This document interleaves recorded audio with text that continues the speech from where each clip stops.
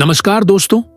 पुराणों के अनुसार ब्रह्मा जी से अत्रि, अत्रि से चंद्रमा, चंद्रमा से बुध और बुध से ईलानंदन पुरुरवा का जन्म हुआ। पुरुरवा से आयु, आयु से राजा नहुष और नहुष से ययाति उत्पन्न हुए। ययाति से पुरु हुए। पुरु के वंश में भरत और भरत के कुल में राजा कुरु हुए। कुरु के वंश में आगे चलकर राजा प्रतीप हुए, जिनके दूसरे पुत्र थे शांतनु। शांतनु का बड़ा भाई बचपन में ही शांत हो गया था। शांतनु के गंगा से देवव्रत भीष्म हुए। भीष्म ने ब्रह्मचर्य की प्रतिज्ञा ली थी, इसलिए यह वंश आगे नहीं चल सका।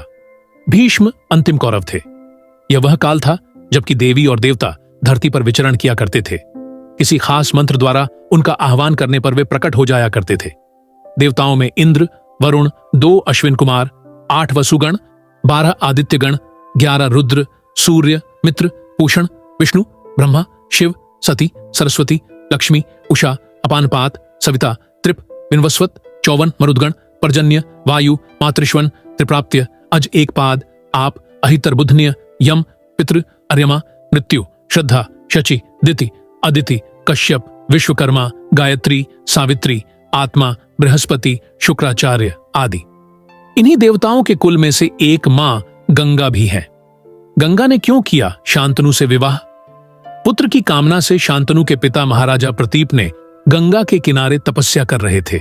उनके तप, रूप और सौंदर्य पर मोहित होकर गंगा उनकी दाहिनी जंघा पर आकर बैठ गईं और कहने लगीं, राजन, मैं आपसे विवाह करना चाहती हूं। मैं जहनु आश्य की पुत्री गंगा हूं। इस पर राजा प्रतीप ने कहा, गंगे, तुम मेरी दाहिनी जंघा पर बैठी हो, जबकि पत्नी को तो वामांगी होना चाहिए। दाहिनी जंघा तो पुत्र का प्रतीक है, अतः मैं तुम्हें अपने पुत्र वधू के रूप में स्वीकार कर सकता हूं। यह सुनकर गंगा वहां से चली गईं। जब महाराज प्रतीप को पुत्र की प्राप्ति हुई तो उन्होंने उसका नाम शांतनु रखा और इसी शांतनु से गंगा का विवाह हुआ। गंगा से उन्हें 8 पुत्र मिले, जिसमें से 7 को गंगा नदी में बहा दिया गया और 8वें पुत्र को पाला पोसा। उनके 8वें पुत्र का नाम देवव्रत था। यह देवव्रत ही आगे चलकर भीष्म कहलाया। शांतनु ने अपने पिता प्रतीप की आज्ञा से गंगा के पास जाकर उनसे विवाह करने के लिए निवेदन किया था। गंगा तो शांतनु के पिता पर आसक्त हुई थी। तब गंगा ने कहा, राजन, मैं आपके साथ विवाह करने के लिए तैयार हूं, लेकिन आपको वचन देना होगा कि आप मेरे किसी भी कार्य में हस्तक्षेप नहीं करेंगे। शांतनु ने गंगा को वचन देकर विवाह कर लिया। गंगा के गर्भ से महाराज शांतनु को 8 पुत्र हुए, जिनमें से 7 को गंगा ने गंगा नदी में ले जाकर बहा दिया। वचन के बंधे होने के कारण शांतनु कुछ नहीं बोल पाए। जब गंगा का 8वां पुत्र हुआ और वह उसे भी नदी में बहाने के लिए ले जाने लगी, तो राजा शांतनु से रहा नहीं गया और उन्होंने इस कार्य को करने से गंगा को रोक दिया। गंगा ने कहा, राजन, आपने अपनी प्रतिज्ञा भंग कर दी है, इसलिए अब मैं आपके पास नहीं रह सकती। इतना कहकर गंगा वहां से अंतर्ध्यान हो गई। महाराजा शांतनु ने अपने उस पुत्र को पाला पोसा और उसका नाम देवव्रत रखा। देवव्रत के किशोरावस्था में होने पर उसे हस्तिनापुर का युवराज घोषित कर दिया। यही देवव्रत आगे चलकर भीष्म कहलाए। एक बार द्यू नामक वसु ने वशिष्ठ ऋषि की कामधेनु का हरण कर लिया। इससे वशिष्ठ ऋषि ने द्यू से कहा कि ऐसा काम तो मनुष्य करते हैं, इसलिए तुम 8वां वसु मनुष्य हो जाओ।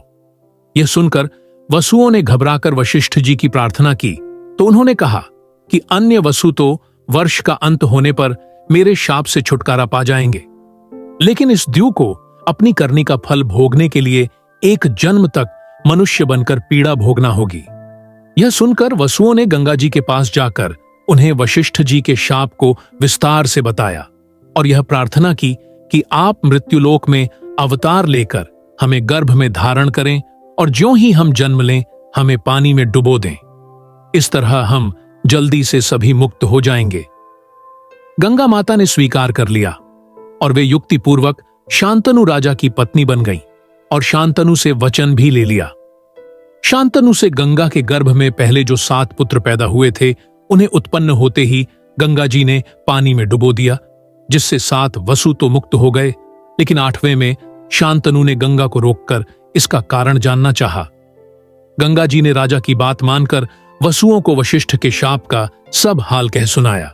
राजा ने उस 8वें पुत्र को डुबोने नहीं दिया और इस वचन भंगता के कारण गंगा 8वें पुत्र को सौंपकर अंतर्ध्यान हो गईं।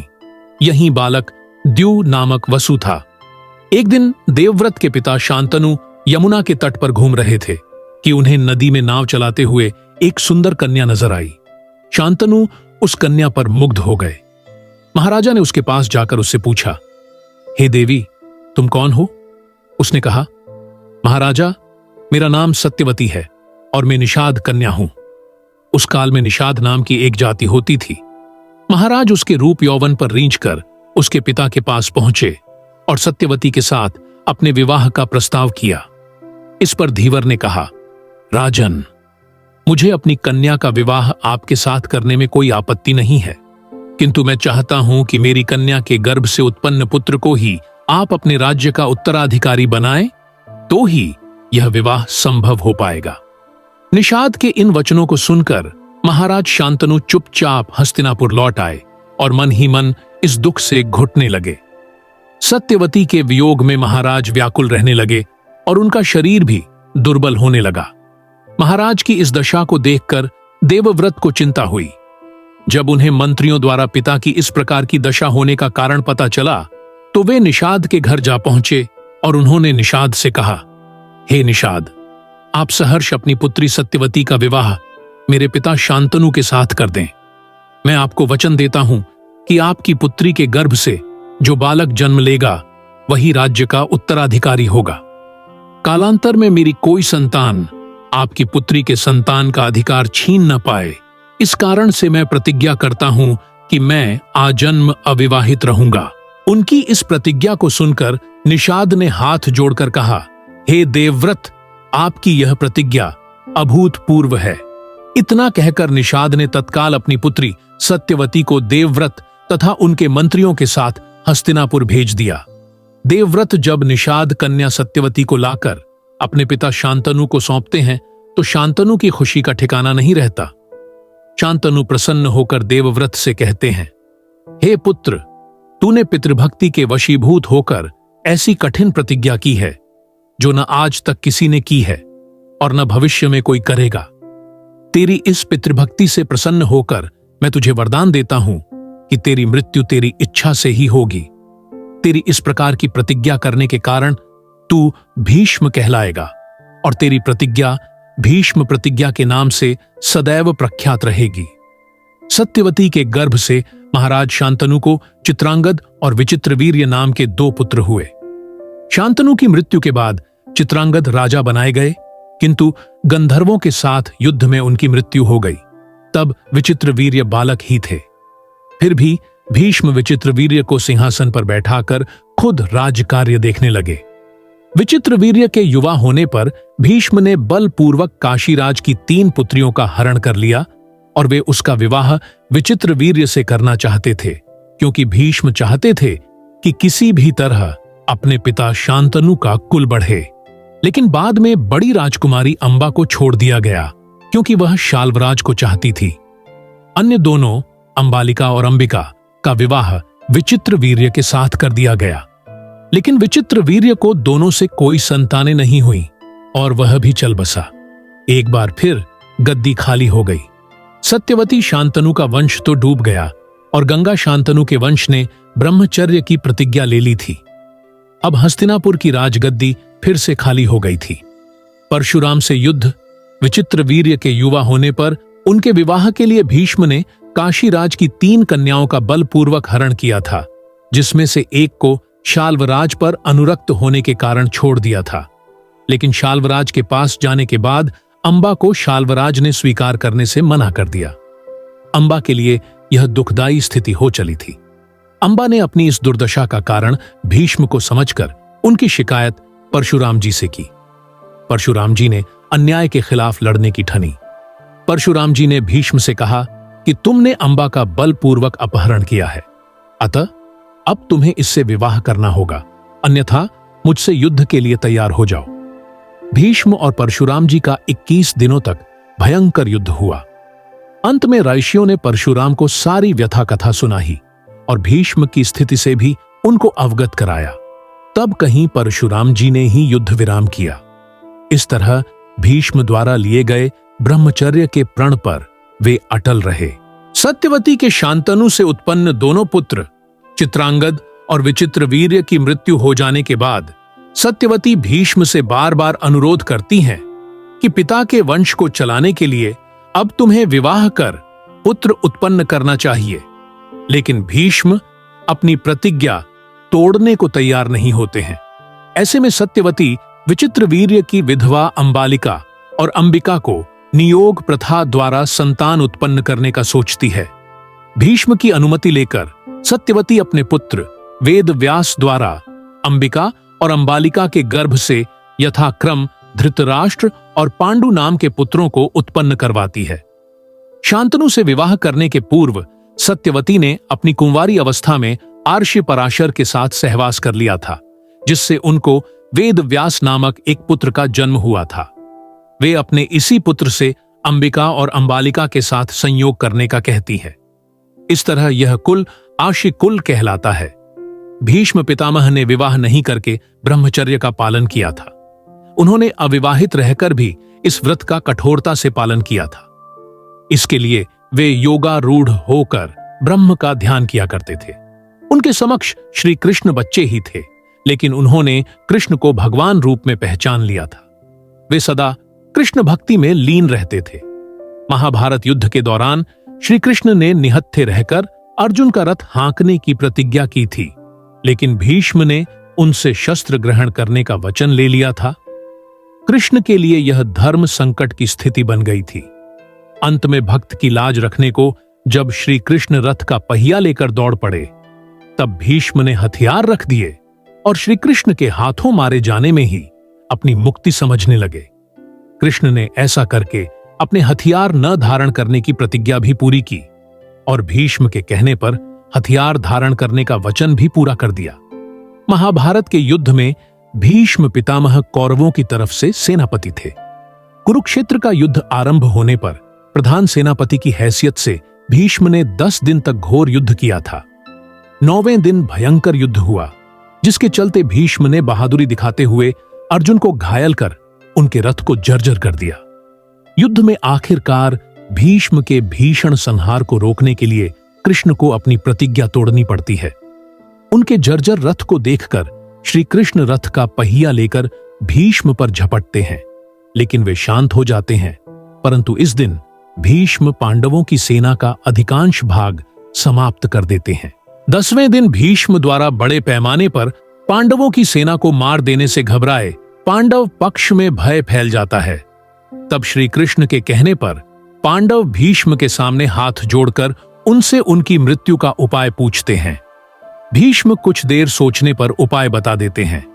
10वें ही दिन इच्छा मृत्यु प्राप्त भीष्म द्वारा अपनी मृत्यु का रहस्य बता देने के बाद इसके बाद भीष्म पांचाल तथा मत्स्य सेना का भयंकर संहार कर देते हैं। फिर पांडव पक्ष युद्ध क्षेत्र में भीष्म के सामने शिखंडी को युद्ध करने के लिए लगा देते हैं। युद्ध क्षेत्र में शिखंडी को सामने डटा देखकर भीष्म अपने अस्त्र शस्त्र त्याग देते हैं। इस मौके का फायदा उठाकर कृष्ण के इशारे पर बड़े ही बेमन से अर्जुन ने अपने बाणों से भीष्म को छेद दिया। भीष्म बाणों की शरशैया पर लेट जाते हैं। दरअसल भीष्म ने अपनी मृत्यु का रहस्य यह बताया था कि वे किसी नपुंसक व्यक्ति के समक्ष हथियार नहीं उठाएंगे। इसी दौरान उन्हें मारा जा सकता है। इस नीति के तरह युद्ध में भीष्म के सामने शिखंडी को उतारा जाता है। भीष्म को अर्जुन तीरों से छेद देते हैं। वे कराहते हुए नीचे गिर पड़ते हैं। जब भीष्म की गर्दन लटक जाती है, तब वे अपने बंधु बांधवों और वीर सैनिकों से क्या कहते हैं? भीष्म के शरशैया पर लेटने की खबर फैलने पर कौरवों की सेना में हाहाकार मच जाता है। दोनों दलों के सैनिक और सेनापति युद्ध करना छोड़कर भीष्म के पास एकत्र हो जाते हैं। दोनों दलों के राजाओं से भीष्म कहते हैं, राजन्यगण, मेरा सिर नीचे लटक रहा है, मुझे उपयुक्त तकिया चाहिए। उनके एक आदेश पर तमाम राजा और योद्धा मूल्यवान और तरह तरह के तकिए ले आते हैं, किंतु भीष्म उनमें से एक को भी न लेकर मुस्कुराकर कहते हैं कि ये तकिए इस वीर शैया के काम में आने योग्य नहीं है राजन। फिर वे अर्जुन की ओर देखकर कहते हैं, बेटा, तुम तो क्षत्रिय धर्म के विद्वान हो, क्या तुम मुझे उपयुक्त तकिया दे सकते हो? आज्ञा पाते ही अर्जुन ने आंखों में आंसू लिए, उनको अभिवादन कर भीष्म को बड़ी तेजी से ऐसे 3 बाण मारे जो उनके ललाट को छेदते हुए पृथ्वी में जा लगे। बस इस तरह सिर को सिरहाना मिल जाता है। इन बाणों का आधार मिल जाने से सिर के लटकते रहने की पीड़ा जाती रही। इतना सब कुछ होने के बावजूद भीष्म क्यों नहीं त्यागते हैं प्राण? सूर्य का उत्तरायण होना, लेकिन शरशय्या पर लेटने के बाद भी भीष्म प्राण क्यों नहीं त्यागते हैं, जबकि उनका पूरा शरीर तीर से छलनी हो जाता है? फिर भी वे इच्छा मृत्यु के कारण मृत्यु को प्राप्त नहीं होते हैं। भीष्म यह भली भांति जानते थे कि सूर्य के उत्तरायण होने पर, प्राण त्यागने पर आत्मा को सद्गति मिलती है और वे पुण्य अपने लोक जाकर मुक्त हो जाएंगे। इसीलिए वे सूर्य के उत्तरायण होने का इंतजार करते हैं।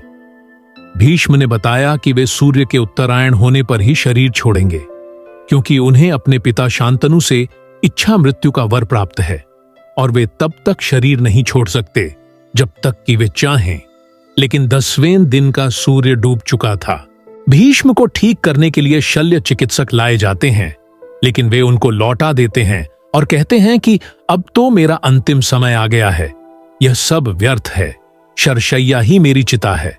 अब मैं तो बस सूर्य के उत्तरायण होने का इंतजार कर रहा हूं। पितामह की ये बातें सुनकर राजागण और उनके सभी बंधु बांधव उनको प्रणाम और प्रदक्षिणा कर करके अपनी अपनी छावनियों में लौट जाते हैं। अगले दिन सुबह होने पर फिर से वे सभी भीष्म के पास लौटते हैं। सभी कन्याएं, स्त्रियां और उनके कुल के योद्धा पितामह के पास चुपचाप खड़े हो जाते हैं। पितामह ने पीने के लिए राजाओं से ठंडा पानी मांगा। सभी उनके लिए पानी ले आए, लेकिन उन्होंने अर्जुन की ओर देखा। अर्जुन समझ गया और उसने अपने गांडीव पर तीर चढ़ाया और पर्जन्यास्त्र का प्रयोग कर वे धरती में छोड़ देते हैं। धरती से अमृततुल्य सुगंधित बढ़िया जल की धारा निकलने लगती है। उस पानी को पीकर भीष्म तृप्त हो जाते हैं। फिर भीष्म दुर्योधन को समझाते हैं कि युद्ध छोड़कर वंश की रक्षा करो। उन्होंने अर्जुन की बहुत प्रशंसा की और दुर्योधन को बार बार समझाया कि हमारी यह गति देखकर संभल जाओ, लेकिन दुर्योधन उनकी एक भी नहीं मानता है और फिर से युद्ध शुरू हो जाता है। अगले दिन फिर से सभी उनके पास इकट्ठे होते हैं। वे नए सेनापति कर्ण को समझाते हैं। वे दोनों पक्षों में अपने अंतिम वक्त में भी संधि कराने की चेष्टा करते हैं। भीष्म के शरशय्या पर लेट जाने के बाद युद्ध और 8 दिन चला। भीष्म यद्यपि शरशय्या पर पड़े हुए थे, फिर भी उन्होंने श्री कृष्ण के कहने से युद्ध के बाद युधिष्ठिर का शोक दूर करने के लिए राजधर्म, मोक्ष धर्म और आपद धर्म आदि का मूल्यवान उपदेश बड़े विस्तार के साथ दिया। इस उपदेश को सुनने से युधिष्ठिर के मन से ग्लानि और पश्चाताप दूर हो जाता है। बाद में सूर्य के उत्तरायण होने पर युधिष्ठिर आदि सगे संबंधी, पुरोहित और अन्यान्य लोग भीष्म के पास पहुंचते हैं। उन सब से पितामह ने कहा कि इस शरशय्या पर मुझे 58 दिन हो गए हैं। मेरे भाग्य से माघ महीने का शुक्ल पक्ष आ गया। अब मैं शरीर त्यागना चाहता हूं। इसके पश्चात उन्होंने सब लोगों से प्रेम पूर्वक विदा मांगकर शरीर त्याग दिया। सभी लोग भीष्म को याद कर रोने लगे। युधिष्ठिर तथा पांडवों ने पितामह के शरविद्ध शव को चंदन की चिता पर रखा तथा दाह संस्कार किया। भीष्म सामान्य व्यक्ति नहीं थे, वे मनुष्य रूप में देवता वसु थे। उन्होंने ब्रह्मचर्य का कड़ा पालन करके योग विद्या द्वारा अपने शरीर को पुष्य कर लिया था। दूसरा, उनको इच्छा मृत्यु का वरदान भी प्राप्त था। इस युद्ध के समय अर्जुन 55 वर्ष, कृष्ण 83 वर्ष और भीष्म 150 वर्ष के थे। उस काल में 200 वर्ष की उम्र होना सामान्य बात थी। बौद्धों के काल तक भी भारतीयों की सामान्य उम्र 150 वर्ष हुआ करती थी। इसमें शुद्ध वायु, वातावरण और योग ध्यान का बड़ा योगदान था। भीष्म जब युवा थे तब कृष्ण और अर्जुन हुए भी नहीं थे। माना जाता है कि भीष्म ही युद्ध में सबसे अधिक उम्र के थे। उन्हें राजनीति का ज्यादा अनुभव होने के कारण वेदव्यास ने संपूर्ण महाभारत में भीष्म को राजनीति का केंद्र बनाकर राजनीति के बारे में उन्होंने जो भी कहा। वीडियो कैसा लगा कमेंट करके अवश्य बताएं। वीडियो को लाइक करें, शेयर करें चैनल सब्सक्राइब करना बिल्कुल ना भूलें। धन्यवाद।